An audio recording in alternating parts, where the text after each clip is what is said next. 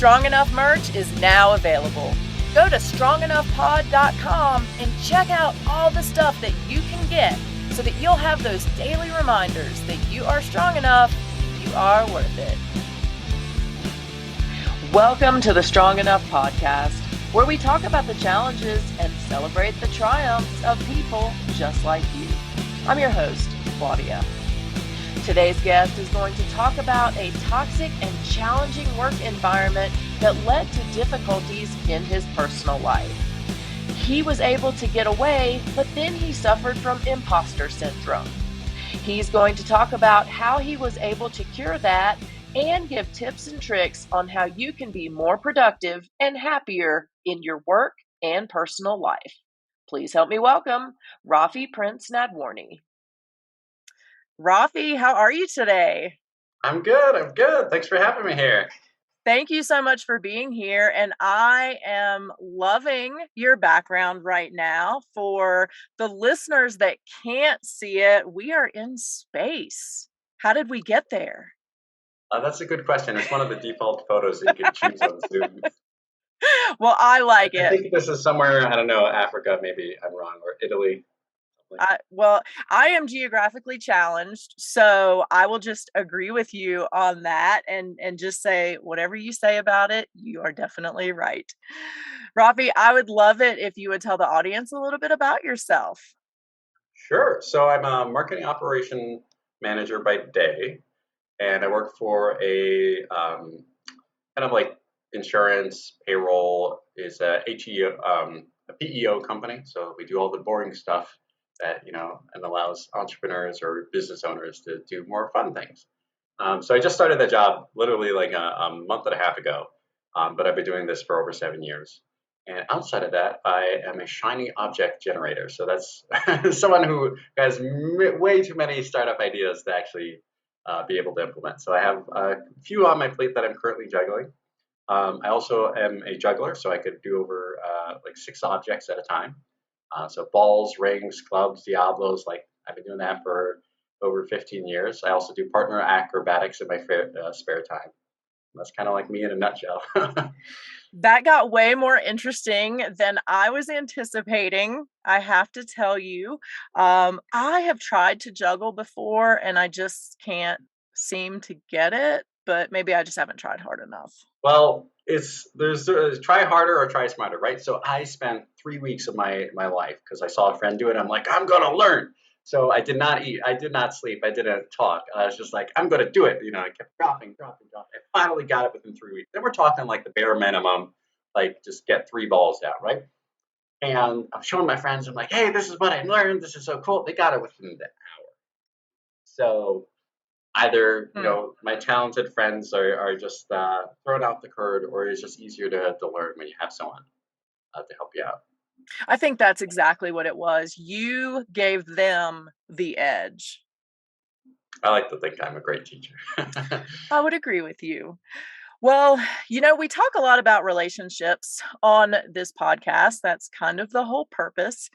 And something that I realized recently is we have not been really talking about one of the biggest relationships that all of us experience, and that is our work relationship or relationship with others at work. So I would love for you to talk a little bit about your work relationship that was kind of tough for you, and we're going to dive into that and talk about where you were and where you are now. So will you tell us a little bit about that tough situation? Sure. So this was my first like corporate job, and I say corporate, but it was really like a small architect firm, right?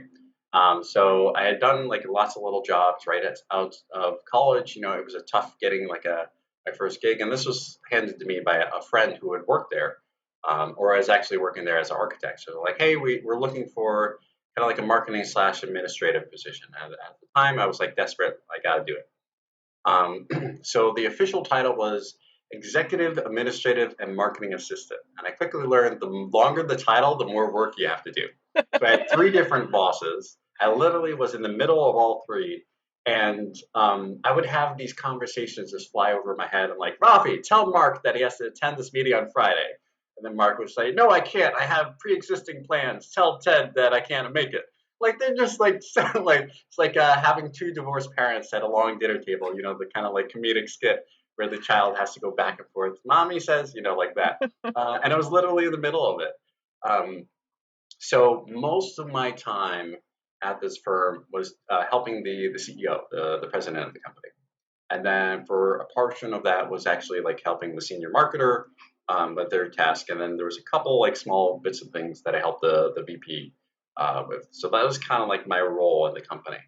Um, so just to give you a little bit of context about what was happening in the company, when I joined, there was about 14 people employed at the company. When I was let go, it was down to like 8 or 7. So they weren't doing well financially at all. Um, so that's kind of like the context of the situation. Um, yeah. How hard was it for you to feel like that kind of person stuck in between 3 different bosses? I mean, one boss is hard enough and understanding, what they want from you and how you need to deliver work product, that's bad enough. So how is it with 3? So yeah, I'll just rattle off the list. So the first 2 weeks there, I had just made a list of things to do. You know, every time they told me to do something, I had over 200 items on my to-do list within the first 2 weeks, right? And the majority of that was just the president talking to me, not even like the other two bosses. And I'm like, this is I can't even like do this, right?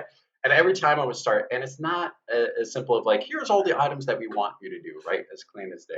I've literally had my boss tell me, I don't have time to explain clearly what I want, but I want you to do it a particular way. So you're just going to have to read my mind. And I would get tasks like, hey, could you find the email from that guy from last week? I had to become basically like a master brain mind where I memorized everything and like took amazing notes. My handwriting has never been better than it was at that job. Um, and it was just crazy because I never knew the priorities because they didn't have time to give me priorities. So I would always be trying to assess what they're going to call me out on next. So like, did you get that done? And I had no idea. So kind of akin to how they test um, kind of like people's stress endurance in the army. Mhm. Do you know how they do this? It's fascinating I actually. Like don't. how yeah, so how they could test people's ability to bear stress under like the pressure of the unknown. All they do is they make people run, and they just don't tell them how long they're going to run. And that's all it takes for people, humans, to break down in like a crisis mode, just because they don't know how to like conserve their energy. So I kind of make the akin to what was happening at my job is because I had no idea what task at any given moment would be called out and say, where is this? I need it yesterday. I have to tell you, I really, I kind of laughed when you said about running and not telling how far. I can relate to that. So, and I am a runner, but I remember this one time I went running with my friend Boo, not her actual name. But she and I were kind of like, we were running and walking and running and walking because we weren't in that great of shape at the time. And so, like, we would pick points, and say, okay, let's run to that mailbox. And so we were doing that. And like, we get to the mailbox one time and she'd be like, well, let's just keep going. And I'm like, boo. Like, I need an end point. I need to know when I get to stop. Like, we can't just keep going. That's not going to work for me. So I can totally relate to what you just said. Tell me, how tough was it for you? How stressful was it to like never know what was expected of you and never know what was the priority and literally be told you need to read minds? Yeah, so I don't know if you ever like collapsed after a day of working and like your brain just like shuts off and things like that. That was literally every day where my brain would just like shut off. I get home and kind of like when you have a nervous breakdown and you just like your brain like the nervous sweat and things like that. At first, I was like super eager because of like first corporate job. I wanted to do Mhm. well, and so when you tied like the high attentiveness to like the high uncertainty, like I was just a wreck, to be honest. Like I think I did really great for my experience and like the position that I was in because like there would be situations again where So it said, hey, we're doing a groundbreaking for one of the buildings, right? And it just so happens that they wanted one person to go, the VP, not the marketing person. And so I show up to the event, as I should, and the VP of marketing shows up because the principal guy he had a previous event, right? So it was basically staged like this, where the president was like, I want you to go. He's like, I can't go. I have a pre-existing commitment. And then the president like walks off, right? And then so like the two senior managers look at each other like, I can't go. And the other guys are like, fine, I'll go. I'm available. So um, fast forward, the president hears that the manager, the marketing manager, went and not the other guy, and he almost fired me for not preventing the situation from happening. So like I walked into work the next day, he's like, you're lucky I was going to fire you right off the bat. But then I'm like, you're going to fire me for not telling my bosses what to do after they negotiated with each other to do it. So it wasn't even like when I was doing the right thing, I felt, okay, I got it, it's all settled. It was like I had no idea what the reaction was going to be.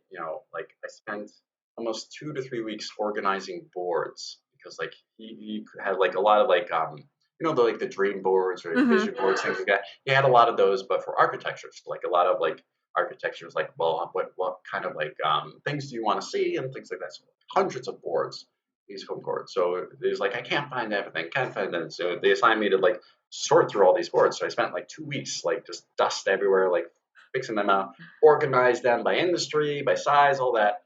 I finish it. It's like, well, I can't find anything right now. I don't know where these are. And I'm just like, it's tedious, like monotonous work because you're looking at these boards and there's just pictures on them. You can't like organize them, like it was just crazy. So it was incredibly draining. So I could go on, but I don't know if you want to hear. Yeah, I mean, like one. Okay, go. I don't know. I was just gonna say, it sounds almost like the TV shows or the movies that you watch with the terrible boss that just can't possibly be real, but it was real. Yeah, one of those unrealistic situations. So I got moved from full time to part time, and that was so. The reason I had three titles, the executive minister marketing, is I was coming in to replace three different people. So the company had shrunk from 27 down to the 14 when I started, down to like the 7 or 8 when I got let go. So they're not doing well financially. So I think like 4 to 6 months into the job, I got put on part time, which was fine to me. I'm like, hey, great, I have more time to look for other work. But I was so drained that I was still just collapsing like at the end of it. So it wound up I didn't do any job searching. But a couple months into part time work, he comes in and he asked me, hey, Rafi, we really need you back at full time, but we can't afford it. Are you willing to go back to full time and we just cut your salary in half? Stop it. And I was looking at him because I'm like, this sounds like a joke. And he was like dead serious. And, I was going to like brush it off, maybe make a casual joke. Like, oh, yeah, sure. But like, I was looking at his face. I'm like, I have to like respond seriously to this comment, right? I have to like tell him no. That is like, and like, it was just crazy. And I guess I'll wrap it up with this: is that how I was let go was that I was walking out Friday, and I was like, "See you later," and they're like, "No, you won't." I'm like, "What?" It's like, "Didn't they tell you?" Tell me what? You're fired. They should have told you. I'm like, "Oh." Okay, and I had like plans to see friends from college, like I was going out, like just that, the beginning of the weekend, it was a big thing. So like I was rushing out the door. So I'm like, what, like that whole like gear shift, like you coming to a halt.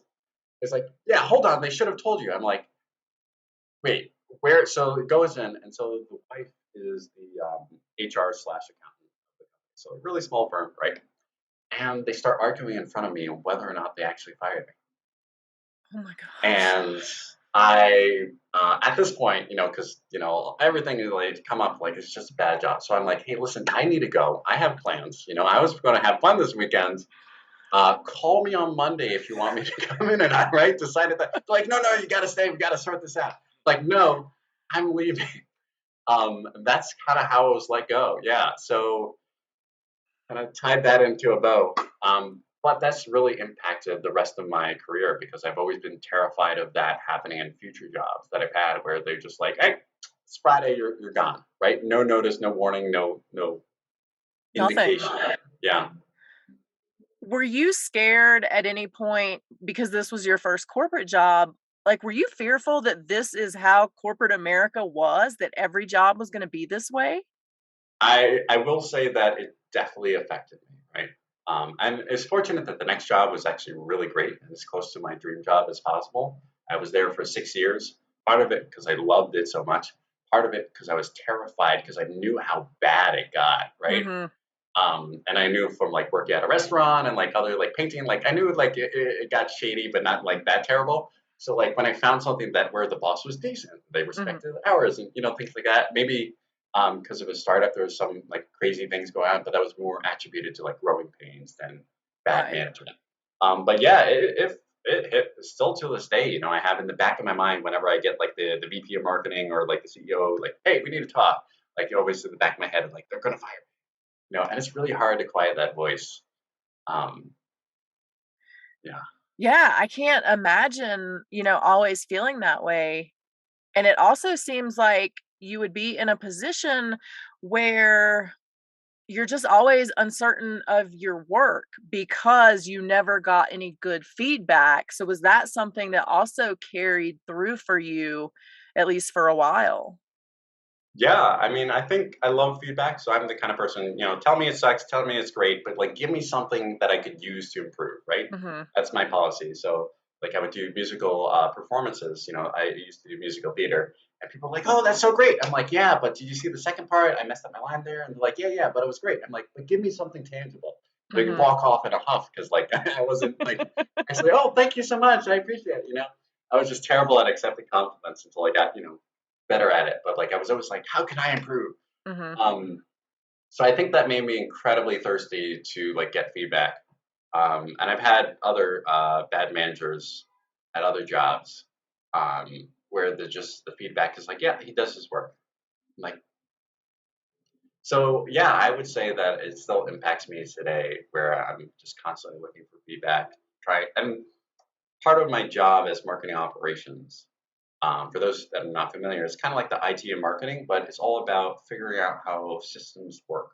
Mhm. Whether you're manually doing a process or whether it's automated, and how you can have these feedback loops so you know if this process is working, right? So if you try to sell something and it's not selling, e-course, whatever it is, a product, software, it's kind of my job to build in the reporting so that you can get that feedback. So I kind of like took it as a career opportunity to take something that is literally building in the feedback mechanisms.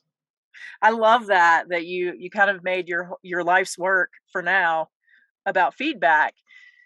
What did what did having those terrible bosses do for you as you move on to supervise people? How has that affected your outlook on your own management style? Yeah, so I've never had direct reports per se, but because of my startup experience, um, it's very project management, right? So like we would just like, hey, I have a project. They're like, great, you head the team, you assemble your troops, you go for it. So I'm very like hands-on. Let's get it working. Let's get it done. As a very collaborative approach to that. And I've always loved learning about leadership styles, and it definitely lets me know my own limitations. So like I tended to be very micromanageable or like get my hands in because I want it done just right because like Mhm. this is how it should be because I've optimized everything and like this is the right way of doing it. Um, and there's lots of ways of getting people to do the right way. Um, and it's more about a matter of what you put into people's black boxes, their heads, right? You, Mhm. you can put in whatever you want, and then something else will come out, and you just don't know what you need to put in to get the right thing out. And it could be like totally opposite what you expect. So like learning how to change my approach when something's not working rather than to double down Mhm. was a big one, right? As well as learning how to give context as you know, just the reason why we're doing things is critically important because oftentimes at the bad company as well as the startup, you were just moving so fast that the context would be gone or lost, and you just had to make it up on your own.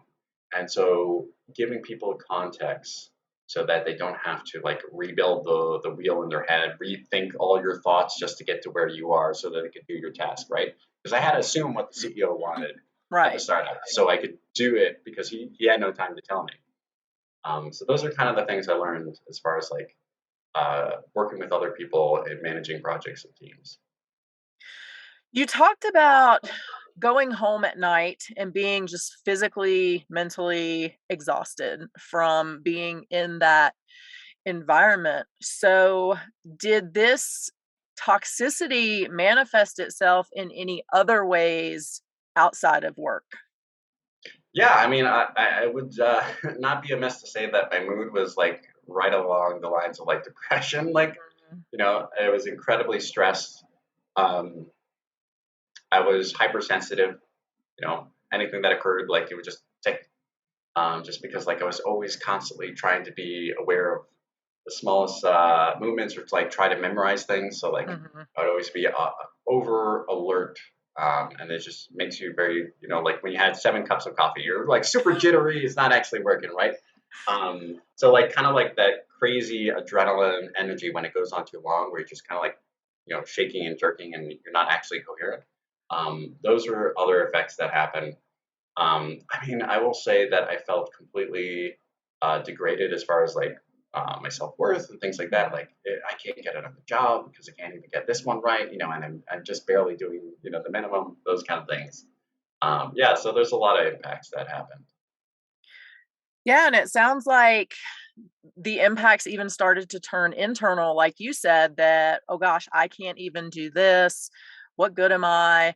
So, how long did it take for you to heal from that and start to realize you do have worth, you can do the job, you are capable?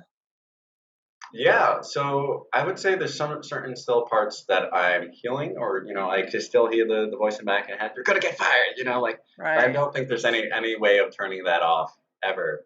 But it's more about um, because I kind of like guided my career to something that was very metric and data driven and like Mhm. show results, right? Because I'm building the reports for the companies, right? I'm building the pipelines and the processes where you could kind of see if things are working or not.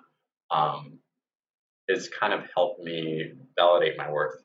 And so when I was leaving my previous company to kind of look for a new job, it left me really in a great state because not only I was getting recruiters that contacted me because like Mhm. before I wouldn't hear anything, but thanks to the pandemic, like I was getting a recruiter like once a week, which is unheard of because I usually get one a year basically. Right. So like that really boosted my ego quite a bit. And when I was talking with these recruiters, it was also about like the needs. So like the current job had this position open for a year before they found me, right? And so when I was talking with recruiters, I would hear kind of like situations like that. Yeah, we're looking at a few candidates, and like, well, no, it's just you, but they don't want to let you know that. Right. So that really helped relieve those stresses, and also knowing that I could prove my value objectively. Mhm. That was something that I built up at the last company. What kept you from leaving that Yeah. company? So you're talking about the bad company, right? Or the Yes, yeah. the bad one, the comical Yeah, one. I really wanted to leave there, but so I had graduated college. It had been a couple of years out.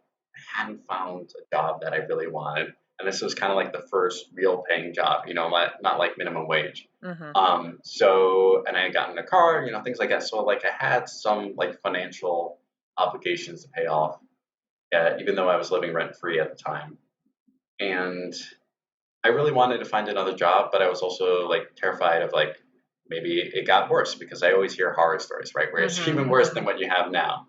Um, so I really wanted to leave, and honestly, it was the complete mental drain that stopped me from searching. So until I would actually let go, I would be able to like, relax, shred off all that stress. I couldn't look for work. Like I would be literally coming home and I would just like collapse, boom, on the floor, and I would just lie there on the tile until I like had enough energy to get up again.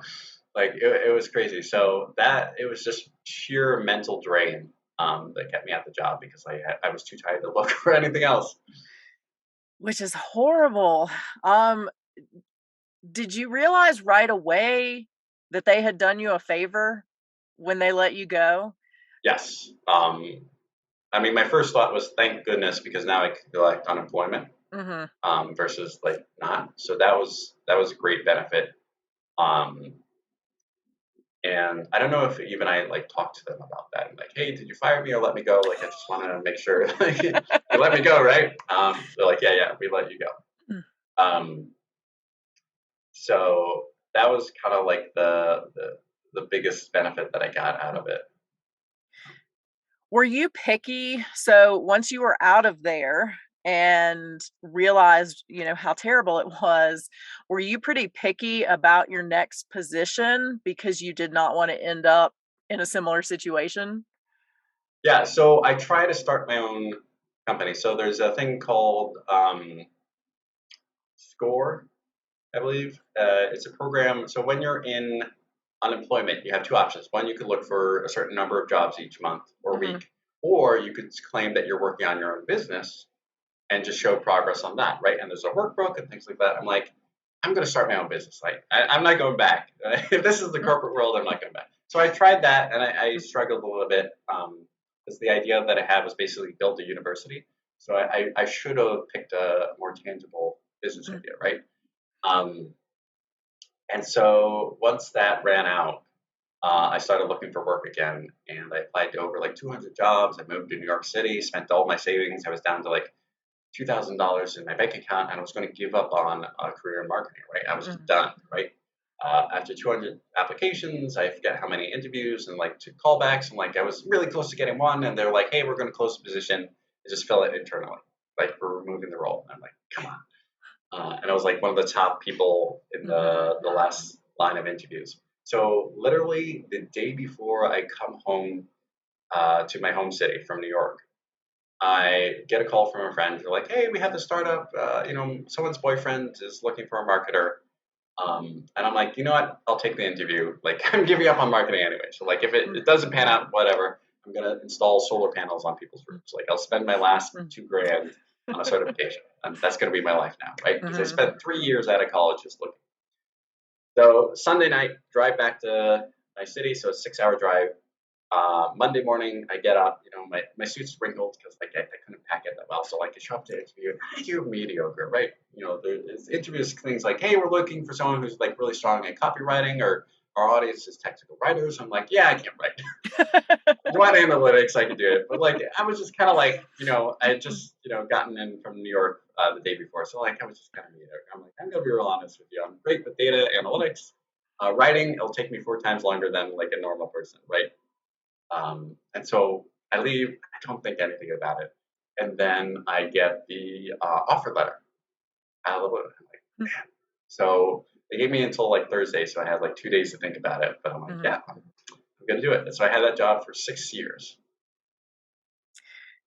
Did you ever or do you ever suffer from imposter syndrome? Yeah, yes, definitely during the startup years, just because so much has changed and so many things that I implemented were no longer getting used. Like Mhm. the projects that I thought would be really valuable never got like to the last stage and things like that. So I'd be constantly thinking of like, oh, this is going to be great. This is going to show a lot of value, and then nothing would come of it, and I would just feel like I wasted a lot of time. And there was also a lot of, and this is more to the startup than managers, right? Where they're like, hey, we're a startup. We can't guarantee if you're going to get a bonus or not, or a pay raise or not. Like, we just Mhm. don't know. And I'm like, okay, I'm not expecting it. And, I'm like 80% of the annual goals or whatever it is. Like, it was only the last year, right when I left, did we hit our goals. So for 6 years, I've Mm. been missing my goals, right? And I would get close, like 80, Mm. 90, 70%. Like I would get real close every time. but like that was really hard for like my self worth because I'm like I can't Mhm. even hit the goals that we like set for ourselves, like constantly in the red. Um, but luckily, I had a VP who kind of explained it where like for every startup, the goals are just high. Like no one Right. actually hits them unless they're like obscenely good. So every time I would sit down for the annual review, I kind of expect like nothing. Basically, I Mm. would go in there and like, oh, I didn't hit my goals. Nothing can happen. Or like, hey, here's a 10% raise. Like what? Like, but don't expect that next year, right? We can't guarantee anything. And then I get a 15% Mm, raise mm, or like 5%. Like I would just get these 10, 15% raises, and like I felt super great because like that's a great raise. Most people are like 3% in corporate, mhm. right?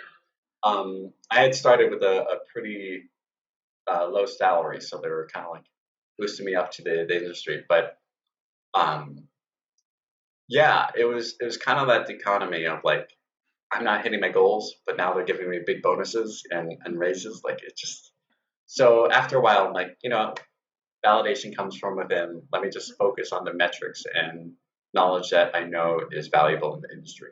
Mhm. So that's where I started really focusing on like Salesforce, HubSpot, like the major systems, and the fact that I knew them and I knew that a lot of the administrators that I networked with, and this has helped a lot recover from like the imposter syndrome, just talking to other people in my role, like growing that network and just hearing how valuable they were, right? Like one Mhm. person had like 3 different jobs within a year and they would just get better offers every time. And they would just, it wasn't that they're leaving the old company, it's just they had a better opportunity. Um, and so hearing those stories really helped kind of like boost my confidence back to where when I left work, I'm like, I'm pretty confident I could get a job within 3 months. And I think I got it within 2 months of searching. And now you probably don't have to go home and just lay on the floor for hours at a time in That's right. mental No. anguish. Yeah. Now that I moved to Hawaii, I get to lay on the beach. Wait, you're in Hawaii? Yeah. I'm doing Oh, experiments on happiness and productivity. So I decided to move to okay. Hawaii to see if it worked. And it did. I'm able to be 80%, 87% productive last year, and I tripled my happiness. I keep a That's been spreadsheet. I'm one of those nerds, in case you can't tell. No, I love it, and I guess, like, I'm loving the fact that you have found a way to quantify your happiness. I think that's awesome. Yeah. You should bottle that up because people are gonna want that. So, tell me, are you gonna leave Hawaii? Not for the time being. I plan to stay here until like one of my business ideas gets off the ground and is super successful, or I have a gap in like employment and I get to Mhm. like travel the world and work abroad or something. What if your happiness level declines as does your productivity level? Yeah, I mean everything's experiment. So um, happiness, like this is average happiness, by the way. Mhm, That I talked about. So like there's lots of fluctuations, and mhm. actually one of the things that I'm working on now. So like at first I was like, I just want to be happy, and like the searching for happiness or trying to obtain happiness, especially when you have those environmental factors like job, relationships, your Right. house, your income. When those are bogging you down, it's really hard to focus on just be happy and Mhm, satisfied, right?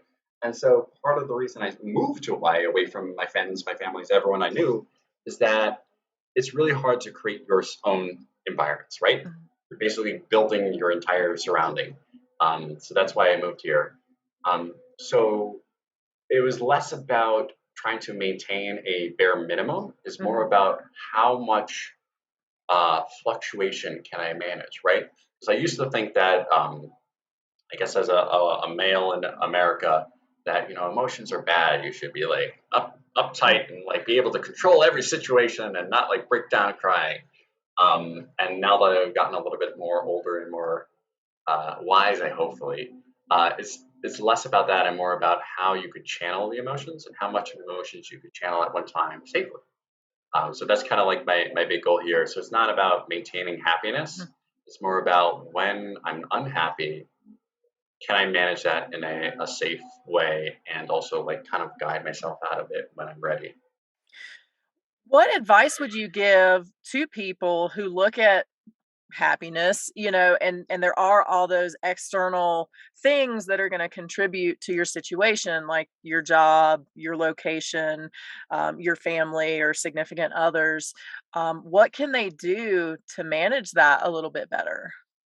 Yeah, so I want to introduce a interesting word because I think there's different kinds of happiness. So we have the hedonism happiness, which is like maximize your pleasurable experiences at all time. And then we have eudaimonia. So you have hedonism on one side, which is like maximizing your pleasurable experiences, and then eudaimonia or eudaimonia, however you pronounce it, is kind of like uh, good spirit. It's where you find like a quiet satisfaction when you're working towards a goal, right? So the um, kind of analogy I use is like in the Western society, we always want to be productive, achieving goals, things like that. And Eastern, they try to be content with being in the present and being okay with their trajectory, right? Where they are in the moment.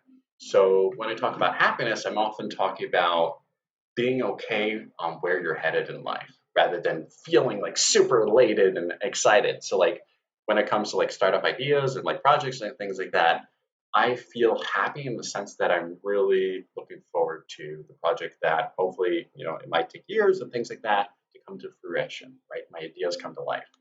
So it's kind of like that quiet satisfaction of knowing that you're working on something good rather than happy. Um, so I got three quick tips in terms of like getting that happiness. The first one is to basically pick up sand with a tweezer, in the sense that you should pick a task that is so small and easy to do that it's impossible for yourself to not do it and procrastinate. Hmm. So for me, just for example, I'm like, hey, I want to get stronger. I want to do like 20 push-ups. I'm going to do one push-up more than I did the day before, right? Hmm. That was like and it doesn't matter. Like I was in bed, it was nice and cozy, middle of winter. Like it would be 11:59 at night. I'm like, oh, I didn't do my push up for the day. I got to get out of bed. Right? There's no excuse because it was so easy to do. Right? So that's Hmm. step one. And step two was kind of um, be aware of when you need to get it done. Right? So give yourself the flexibility. So I had gotten to 200 push-ups a day. And when I started like missing those gaps, because there's just life happens, right? And you Mm. start getting those gaps in life, um, it makes it really hard because you suddenly broke that promise to yourself. I'm going to do it every day, and now I didn't do it, and like you can't get back on the wagon. It was really hard, and so it took me 3 years of trying these kind of like cycles where I get the 200 days, and then I would just break to find out I had to build in my vacation time. So where I built it, now I just picked the arbitrary like 80-20 rule, where Mhm. 80% of the days out of the year, I'm going to work towards my goal, and 20% I have to use on vacation. So last year I was at 87%, so I went over that. So I'm Mhm. trying to reconcile that because I realized that joy. So like building in breaks changed my life as far as productivity. Before I was just like, I have to do it every Mhm. day. And it's just like when you're exercising, if you try to do everything without breaks, you can only do so much versus giving yourself a rest period. And then the third one, when you're thinking about happiness, it's kind of like being aware. And this is always about like the more you could be aware of what's happening with yourself in the moment that you're doing it, the better you could respond to it. So whenever I was working a task and I felt like I was hitting a brick wall and I was just like not fussed, I would always try to think of what are the other paths? And there's always a great exercise I have in my course, which is called Shortcuts in Life, right? Super interesting exercise. Mhm. I'll be really brief because you get a piece of paper, you write whatever your current goal is, right? So my goal was to start up a business, finish one of my ideas, right? So that was my first thing. I circle it, right? And I draw a line off from that, and I draw the reason why I want to hit that goal, right? What was the goal behind it? I'm like, well, I want passive income. I want like $4,000 a month would be great if I had online course sales, and like then I could just like travel the world, and it Mhm. would be groovy. And like, well, why do I want that income? I'm like, well, I would like to go to a tropical island. That's where I want to go, right? So I just kept doing that, right? Mhm. And then eventually I get to a place that 90% of the people that did this exercise get to, right? And I was looking at this path that I made for myself, and I realized there was no reason to do it in the order that I thought I had to. And so this is kind of like the third technique for finding happiness is that I realized I didn't have to have a startup idea that was super successful, that was earning passive income in order to afford living in Hawaii. And keep in mind, I wanted to live in a tropical island for like a decade, right? This has Mhm. been a lifelong dream of mine. That I could do it because I could work remote. I was already working from a friend's basement, that I could just work remote in Hawaii. And there was nothing tangible stopping me from moving. So I love that exercise because it makes it super easy for people to find shortcuts in life where they could just literally draw a Mhm. line around the obstacles that they put in themselves or like the goals they want to achieve. They hit and there's always going to be a cost, right? So I'm working full time right now, but I live in Hawaii. Mhm. Small tasks, build breaks, find the shortcuts or paths around the barriers you put for yourself.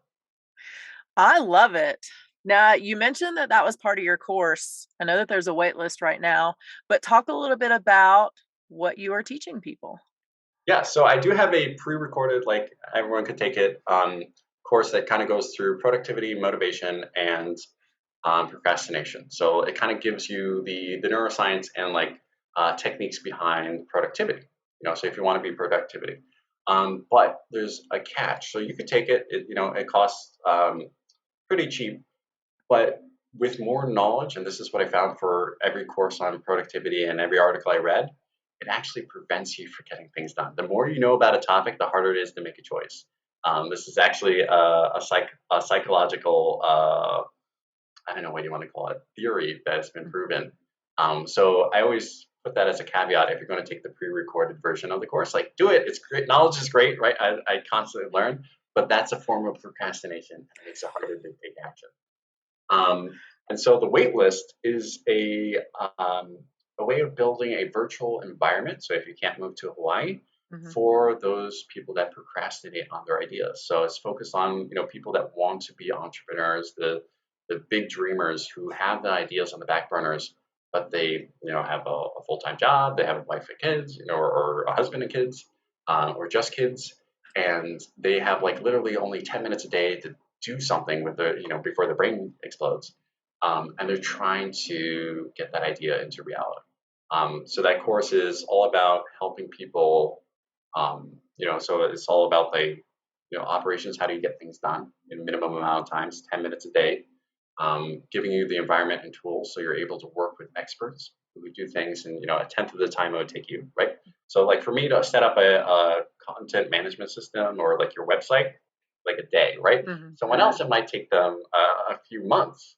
Versus if someone's writing an article, it would take me a few months to write it. So I have dents in my wall where I try to write like my first 100-word essay or whatever. Um, so it has like a lot about the environment that you need in order to be productive. So accountability groups. It has a panel of experts that you can be on call. Like, hey, I just have this quick copywriting question or technical issue. So it's kind of like to help people thrive because I found that 1/3 of entrepreneurs, and this is in America, is based on the Global Entrepreneur Monitor survey. So 1/3 of um, budding entrepreneurs are not building their business because of fear of failure, right? Mhm.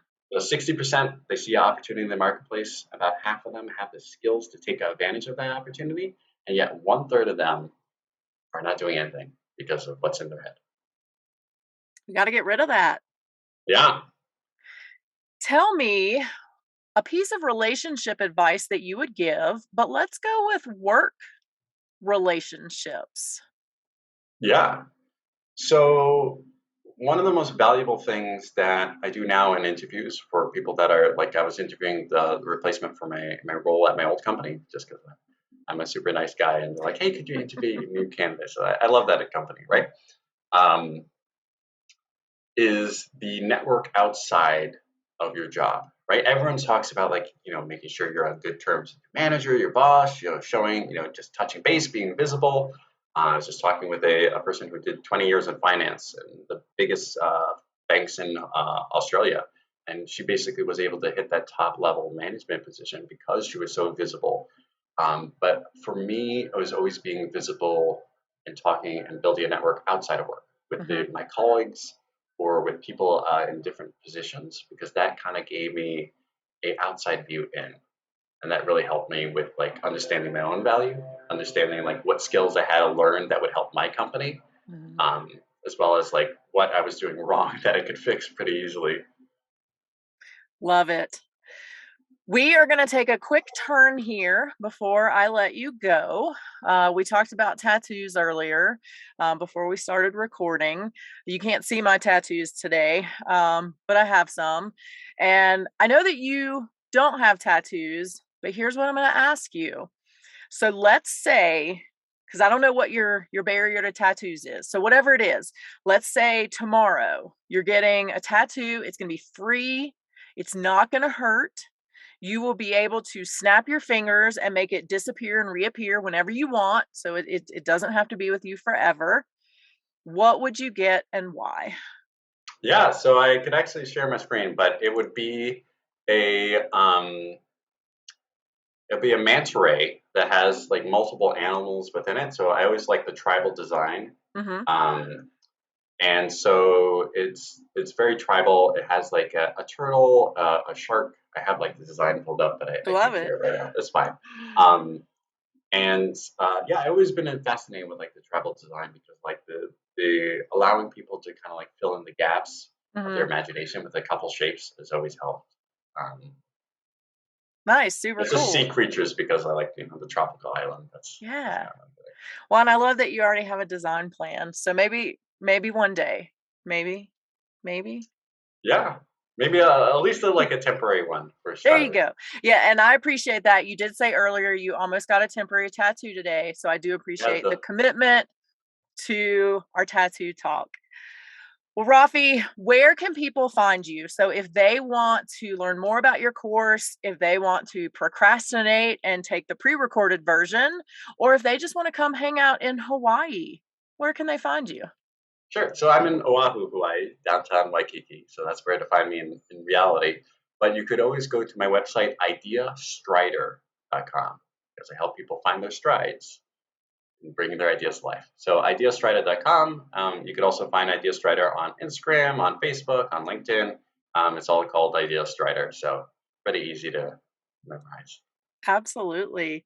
Well, thank you so much for sharing today your seemingly unreal, comical experience that you had in your first job and how that affected you, but how you took that experience and made it work for you long term to help learn what you wanted and didn't want in a workplace.